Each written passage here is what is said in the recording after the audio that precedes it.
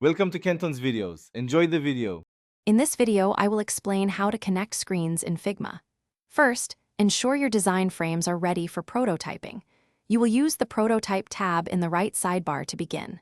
This process involves selecting an object, dragging a connection noodle, and choosing a destination frame. We will cover setting up basic interactions and understanding the flow. This foundational knowledge is crucial for creating compelling user experiences. The Prototype tab is your command center for interactions. Find it on the right-hand side panel next to the Design and Inspect tabs.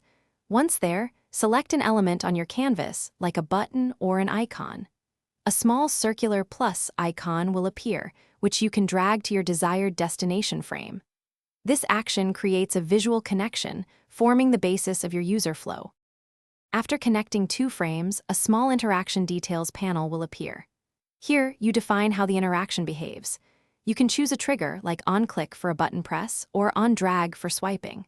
Then, select an action, such as navigate to a new screen or open overlay for a pop-up. Experiment with animation types like instant, dissolve, or the powerful Smart Animate for smooth transitions. Figma allows you to create multiple independent user flows within a single file, each with its own starting point. This is incredibly useful for showcasing different user journeys. Leverage Smart Animate to automatically interpolate between layers with matching names, creating sophisticated and fluid animations. Always preview your prototype in presentation mode to test all interactions and ensure a seamless user experience before sharing your work. Thanks for watching. Consider subscribing if we helped you.